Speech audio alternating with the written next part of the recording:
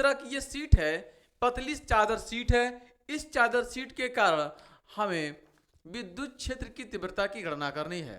तो सबसे पहले हम दिशा चेक करेंगे, क्योंकि विद्युत क्षेत्र के अंदर दो चीजें होती हैं, एक दिशा होता है, एक परिमाण होता है। तो सबसे पहले हम लोग दिशा निकालना सीखेंगे, दिशा इसकी किधर है। आइए, ये हमारे पास एक शीट है जिसका अल्पांश है, ये छोटा सा अल्पांश है शीट का, ये शीट का छोटा सा अल्पांश है। इस अल्पांश का हम देखते हैं, मान लीजिए इस शीट के कारण यहां पे हमें विद्युत क्षेत्र की तीव्रता की गणना करनी है, बिंदु P पर विद्युत क्षेत्र की तीव्रता की गणना करनी है। तो इस अल्पांश के कारण यहां से मान लीजिए r दूरी पर गणना करनी है। तो इस अल्पांश के कारण इस बिंदु P पर दिशा क्या होगी, दिशा इसकी ये होगी, इसकी दिशा ये होगी, इसकी ये दिशा होगी। ठीक है। अगर दूसरा अल्पांश हम देखें तो दूसरा अल्पांश ये लेते हैं, इस अल्पांश के कारण दिशा किधर होगी, इस अल्पांश के कारण दिशा जो होगी इस बिंदु पर ये दिशा होगी, इस अल्पांश के कारण दिशा ये होगी। अगर इन दोनों दिशाओं को ध्यान से देखें, इस दिशा को आप देखें, इसको थोड़ा सा हम और आगे की तरफ बढ़ा लेते हैं, ये थीटा है तो ये थीटा हो जाएगा। तो इसको अगर हम वियोजित करें, इसको अगर हम वियोजित करें, अगर ये ई है, इस ई को वियोजित करें तो ये बनेगा ई कॉस थीटा, और ये वाला इसका बनेगा ई साइन थीटा। ऐसे ही अगर इसको हम वियोजित करें इसको, तो ये बनेगा आपके पास ई कॉस थीटा, और ये बनेगा आपके पास ई साइन थीटा। ऐसे ही अगर और भी अल्पांश लें हम, छोटा सी ये अल्पांश हम ले लें, इस अल्पांश के कारण हम इस बिंदु पर तीव्रता की दिशा देखें तो दिशा ये हो जाएगी, दिशा ये जाएगी। तो ये बनेगा थीटा आपके पास, तो ये हो जाएगा आपके पास ई कॉस थीटा। ये ई है तो इसका एक घटक होगा ये ई कॉस थीटा, और इसका दूसरा घटक हो जाएगा ई साइन थीटा, ई साइन थीटा। अगर यहां पे एक अल्पांश लें, यहां पे एक अल्पांश लें, और इस अल्पांश के कारण हम इस तीव्रता की दिशा देखें यहां पे, तो दिशा ये बनेगी, ये थीटा ये है तो ये हो जाएगा ई कॉस थीटा, और इसके लंबवत हो जाएगा ई साइन थीटा। तो इस तरह से जितने ई साइन थीटा है ये एक दूसरे के अपोजिट में होंगे तो ये कैंसिल हो जाएंगे, ये कैंसिल हो जाएंगे। जितने भी अल्पांश लेंगे एक दूसरे को कैंसिल कर देंगे साइन, लेकिन ई कॉस थीटा जितने आएंगे सब एक डायरेक्शन में आएंगे और सब के सब जुड़ जाएंगे। तो इस चादर की शीट के जो कारण तीव्रता निकल कर आएगी वह सीधे आएगी, वह सीधे डायरेक्शन में आएगी, यानी इसकी दिशा फिक्स हो गई। इसकी दिशा क्या है, ये है, यानी इसकी दिशा ये रहेगी आपके पास ई। ठीक, ऐसे इस साइड अगर हम दिशा चेक करते तो दिशा ये आती, यूं आती दिशा। तो इस चादर शीट के कारण, इस पतली शीट के कारण जो दिशा आ रही है, ठीक इसके क्या आ रही है, लंबवत आ रही है, ठीक इसके लंबवत आ रही है, ठीक है, ठीक इसके लंबवत आ रही है। इस शीट के कारण दिशा किधर है, ठीक इसके लंबवत है, ठीक इसके लंबवत है। इतनी बात समझ में आ गई इसकी दिशा। अब हम निकालेंगे इसका परिमाण, अब हम निकालेंगे इसका परिमाण। आइए अभी तक हमने ये देखा है कि इस चादर शीट के कारण जो दिशा है वह ठीक इसके लंबवत है, ठीक इसके लंबवत है। ये चादर जो शीट है इसके कारण जो दिशा है इसके ठीक इसके लंबवत है, ठीक इसके लंबवत है। ठीक, हमें इस बिंदु P पर अगर विद्युत क्षेत्र की तीव्रता की गणना करनी है तो बिंदु P से होकर जाने वाला एक काल्पनिक गॉसियन पृष्ठ बनाएंगे। बिंदु P से होकर जाने वाला एक काल्पनिक गॉसियन पृष्ठ तैयार करेंगे, और पृष्ठ कैसा होता है, सममित होता है। पृष्ठ कैसा होता है, सममित होता है। तो जब हम पृष्ठ तैयार करेंगे यहां पे इसका, ठीक है। तो इसके जिधर जितना हम इधर मान लीजिए r दूरी पर हैं, जितना इधर जाएंगे उतना ही उसके इस साइड आएंगे, जितना उधर जाएंगे उतना ही इस साइड आएंगे। ये शीट है, तो इस शीट को अगर हम इस बिंदु P पर तीव्रता निकालना चाहते हैं तो बिंदु P से होकर जाने वाला एक गॉसियन पृष्ठ तैयार करेंगे, काल्पनिक पृष्ठ। और ये पृष्ठ क्या होगा, शीट ऐसे, यानी इसके चारों तरफ होगा ऐसे, ऐसे होगा, यानी ये बनेगा आपके पास कुछ ऐसे।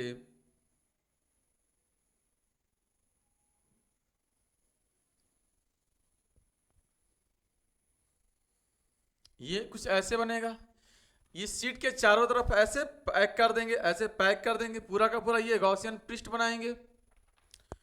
तो जो पृष्ठ बन रहा है ना, ये जो पृष्ठ बन रहा है ये किस तरह का बन रहा है, ये एक बेलनाकार पृष्ठ बन रहा है। ये कैसा बन रहा है, एक बेलनाकार बन रहा है, ठीक, एक बेलनाकार पृष्ठ बन रहा है। तो मान लीजिए बिंदु P पर अगर हम एक मान लीजिए हमें बिंदु P पर विद्युत क्षेत्र की तीव्रता की गणना करनी है। तो बिंदु P से होकर जाने वाला एक गॉसियन पृष्ठ हमने तैयार कर लिया है पहले। तो अब बिंदु P पर हम लेंगे अल्पांश क्षेत्रफल ds।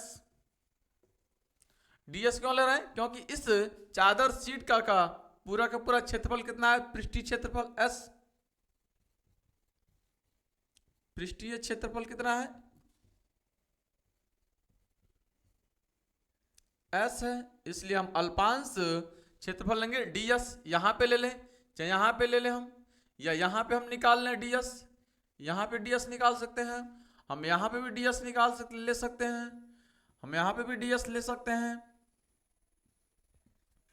हम, कहीं भी ds निकाल सकते हैं। लेकिन यहां पे ds है, इसका एरिया जो वेक्टर होगा, एरिया वेक्टर होगा ठीक इसके लंबवत होगा। यहां पे एरिया वेक्टर ठीक इसके लंबवत होता है, यहां पे अगर निकालें तो एरिया वेक्टर ठीक इसके लंबवत होगा, यहां पे निकालें तो एरिया वेक्टर ठीक इसके लंबवत होगा। लेकिन ये प्लस आवेश है तो विद्युत क्षेत्र की दिशा सेम बनेगी, तो विद्युत क्षेत्र की दिशा सेम बनेगी, तो विद्युत क्षेत्र की दिशा एरिया वेक्टर का क्या ठीक समांतर होगी, मतलब एरिया वेक्टर और विद्युत क्षेत्र एक ही डायरेक्शन में होंगे। यहाँ पे विद्युत क्षेत्र की दिशा ये है और एरिया वेक्टर ऊपर की तरफ है। यहाँ पे विद्युत क्षेत्र और एरिया वेक्टर दोनों सेम है, यानी थीटा की वैल्यू यहाँ पे 0 है और यहाँ पे थीटा की वैल्यू 90 है, यहाँ पे 90 है।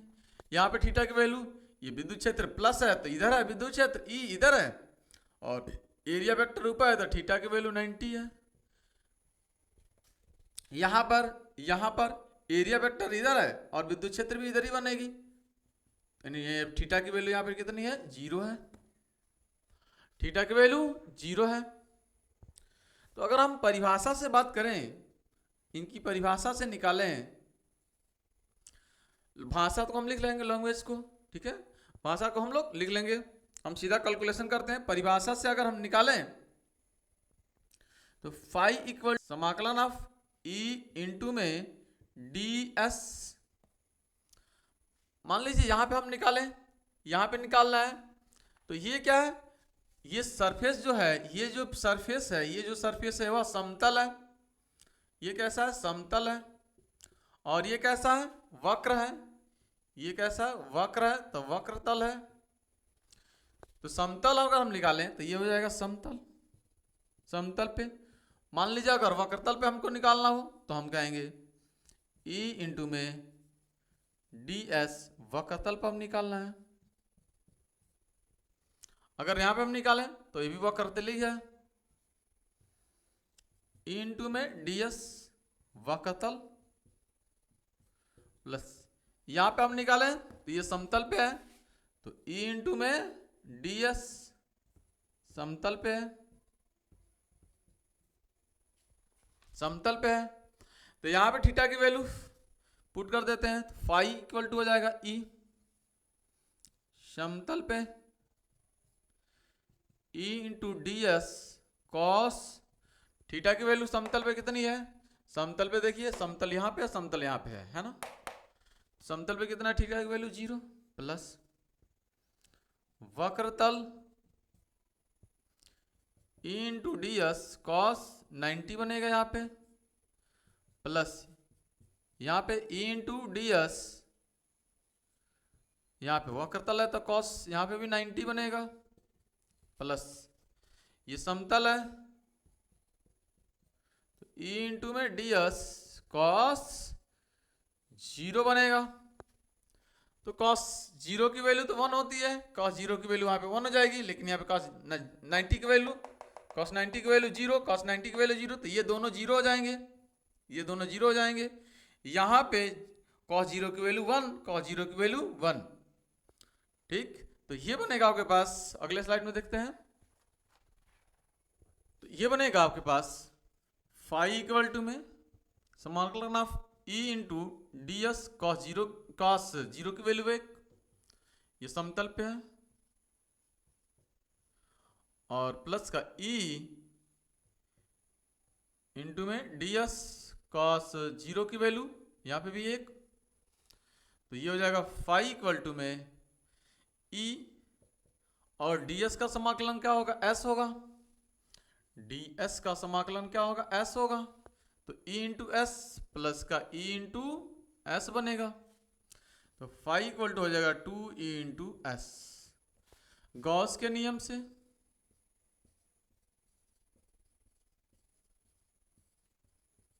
से फाई इक्वल टू हो जाएगा Q upon epsilon not, Q upon epsilon not.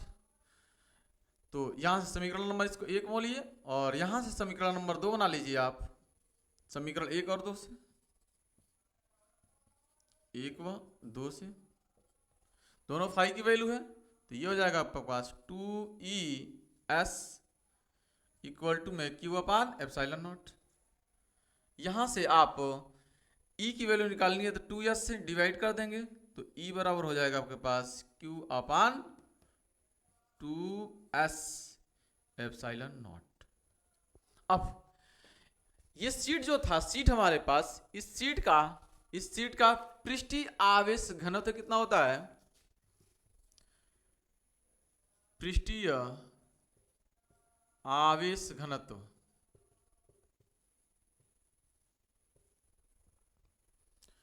Sigma equal to होता है क्यू अपान, इस पृष्ठ का सरफेस हमने कितना माना था, एस, तो ये हो जाएगा एस, ठीक है, एस, तो यहां से क्यू बराबर हो जाएगा sigma into S, sigma into S, इसकी वैल्यू पुट कर दीजिए यहां पे, तो आएगा आपके पास ई इक्वल टू क्यू की जगह पे सिग्मा एस अपान में 2s एप्सिलॉन नॉट, तो एस एस कैंसिल हो जाएगा, तो ई इक्वल टू निकल कर आएगा सिग्मा अपान 2 एप्सिलॉन नॉट,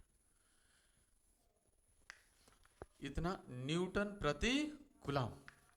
तो ये निकल कर आएगा विद्युत क्षेत्र की तीव्रता सिग्मा अपान 2 एप्सिलॉन नॉट। ये फाइनल इसका प्रूफ हुआ। यदि आप चैनल पर नए हो तो चैनल को सब्सक्राइब कर लीजिए, बेल आइकन को प्रेस कर लीजिए। इसके बाद मैं पूरा का पूरा न्यूमेरिकल लेकर आता हूं, वीडियो में मैं कवर कर लूंगा पूरा का पूरा न्यूमेरिकल इस पहले चैप्टर का। तो thanks for watching this video. जय हिंद, जय भारत।